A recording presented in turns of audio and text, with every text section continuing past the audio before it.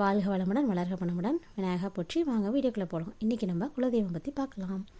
குலதெய்வத்தை பற்றி என்னம்மா சொல்ல போகிறேன் அப்படின்னு கேட்குறீங்களா? எனக்கு தெரிஞ்சது சொல்கிறேன் ஃப்ரெண்ட்ஸ். கண்டிப்பாக நீங்களே ட்ரை பண்ணுங்கள், எல்லோரும் நல்லாயிருப்போம். குலதெய்வத்தை சில பேர் வணங்குறாங்க, பல பேருக்கு குலதெய்வம் தெரியல அப்படின்னு சொல்கிறாங்க. தெரியலைனாலும் பரவாயில்ல, குலதெய்வம்னு ஒன்று எனக்கு இருக்குது அப்படின்னு அது கூட நினச்சிக்கோங்க.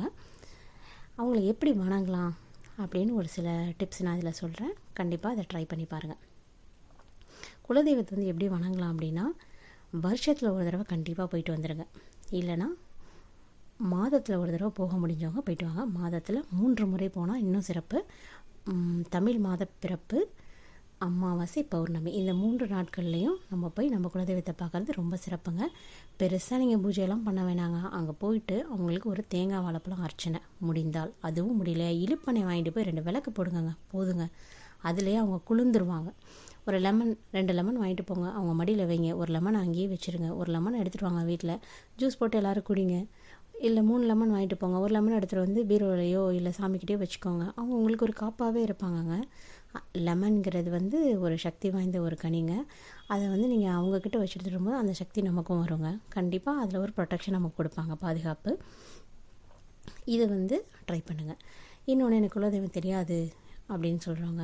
என்னால் மாதம் வருடத்துக்கு ஒரு தடவை கூட முன்னாடி நல்லா போக முடியாதுங்க, அப்படி ஒரு டிஸ்டன்ஸில் இருக்குங்க என் குலதெய்வம் அப்படிங்கிறவங்க என்ன பண்ணுறீங்கன்னா, ஃபோட்டோஸ் கிடைக்கும் அப்படின்னா ஃபோட்டோவை ஃப்ரேம் பண்ணி சின்னதாக வீட்டில் வச்சுக்கோங்க.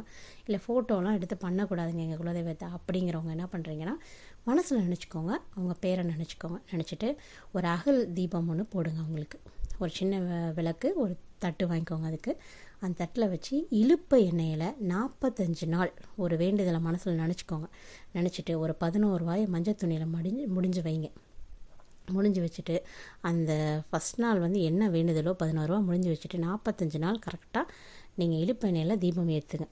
ஏற்றிட்டு தினமும் காலைல குளிச்சுட்டு நீங்கள் எப்பயும் ஏற்றுற தீபத்தை விட்டுருங்க. அந்த காமாட்சி விளக்கு, கஜலட்சுமி விளக்குலாம் எப்பயும் ஏற்றுறதுலாம் ஏற்றிக்கோங்க. இது தனியாக ஏற்றணும். முதல்ல இந்த தீபத்தை ஏற்றுங்க, கிழக்கு நோக்கி பார்த்து ஏற்றுங்க. குலதெய்வத்துக்கு ரொம்ப சிறப்புங்க.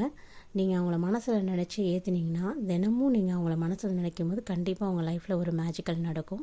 இதை ட்ரை பண்ணி பாருங்கள். 45 நாள் கழித்து அந்த வேண்டுதல் உங்களுக்கு நடந்துச்சுன்னா கமெண்ட் பண்ணுங்கள் எனக்கு. கண்டிப்பாக நானும் தெரிஞ்சுக்க ஆர்வமாக இருக்கேன். 45 நாளோட விட்டுறாதீங்க. இது உங்களுக்கு ஒரு டெஸ்டிமோனியல் மாதிரி. சாமியெல்லாம் டெஸ்ட் பண்ணக்கூடாதுங்க.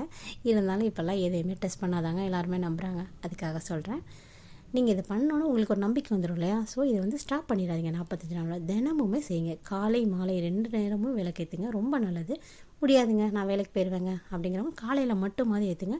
குளித்து முடிச்சுட்டு விளக்க குலதெய்வ விளக்கத்தை ஏற்றுங்க.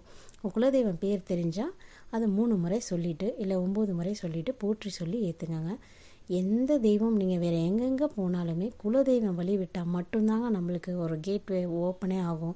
இல்லைனா யாராலையும் அந்த கேட்டை ஓப்பன் பண்ண முடியாதுங்க. ஸோ குலதெய்வத்தை தாங்க நம்ம ஃபஸ்ட்டு நாள் பற்றி பிடிச்சிக்கணும். அவங்க தாங்க நம்ம ஃபஸ்ட்டு. சரிங்களா? இதை ட்ரை பண்ணி பாருங்கள். நல்லாயிருப்போம். எல்லோரும் நல்லாயிருப்போம். நெக்ஸ்ட் வீடியோவில் பார்க்கலாம். பாய்.